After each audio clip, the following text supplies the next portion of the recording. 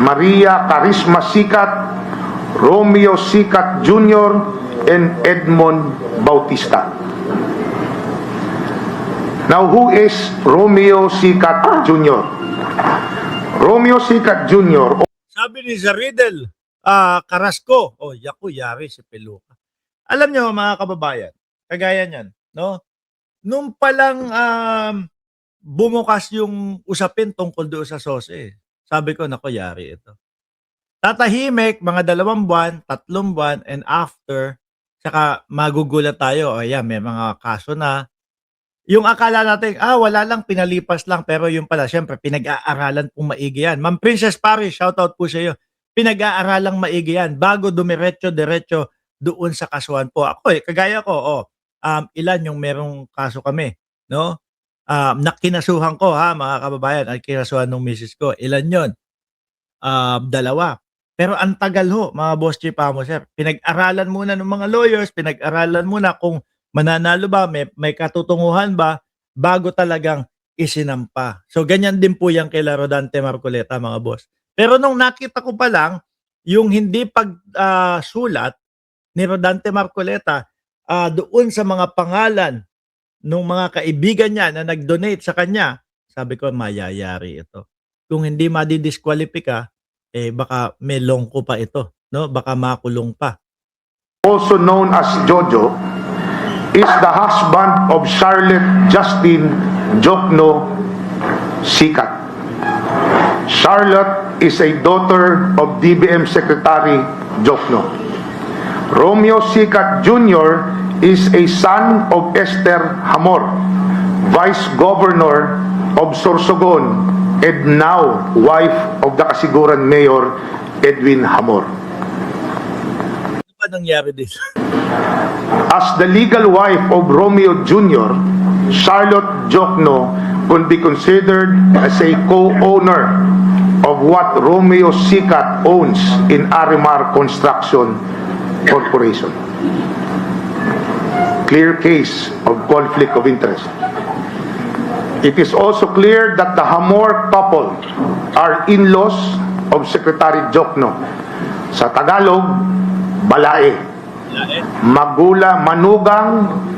Manugang ni Secretary Jokno si Romeo Jojo Sicat Jr. Balae ni Secretary Jokno si Esther at Edwin Hamor.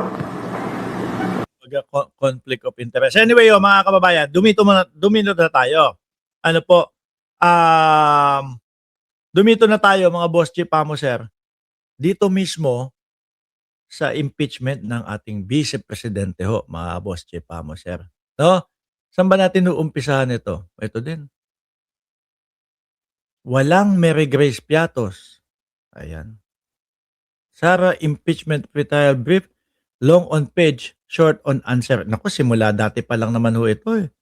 Diba mga bossing? No? Dati pa ho ito, mga kababayan.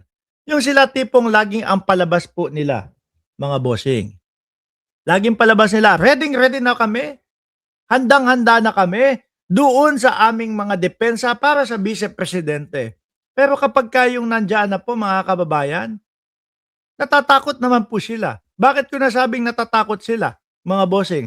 Tingnan mo, yung laging sinasabi ng kampo ng Vice Presidente, sa tamang lugar na lang po namin sasagutin ang mga iyan. Which is, ang tinutukoy po nila na tamang lugar po, yung impeachment ng Vice Presidente doon po sa Senado.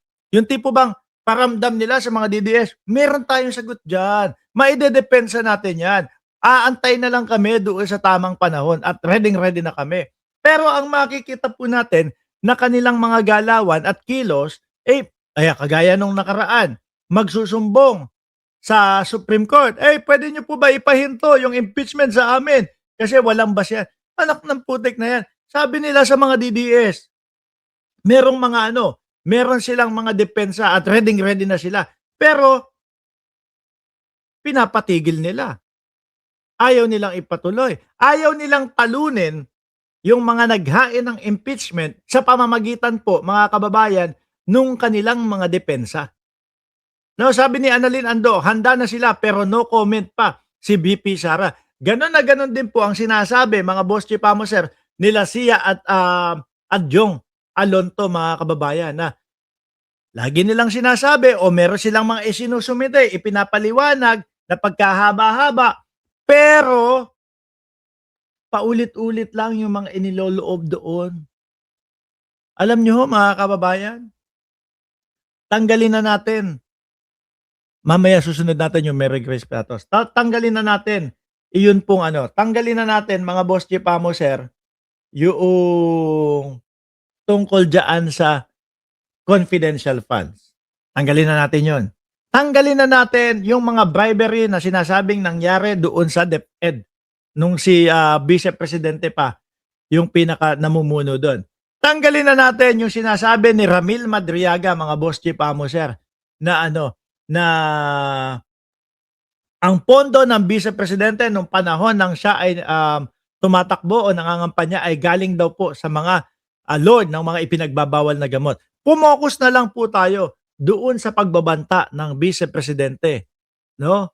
Kay Pangulong Bongbong Marcos, asawa ng Pangulo at sa pinsan ng Pangulo. Oh, impeachable ho. 'Di ba? Paano nila ho iyon, mga kababayan? Maidedepensa po. 'Di ba? Sabi ni Joel Q, 16 lawyer nga walang masabi. BP Chucky pa kaya o BP Sara pa kaya? Sabi ni Roswin Isidro, puro daw po annexes at gustong ipabasura ang impeachment ni Vice Presidente. O di sa totoo lang, pinapaikot kayong mga DDS. 'Di ba? Kayo naman, umiikot naman kayo.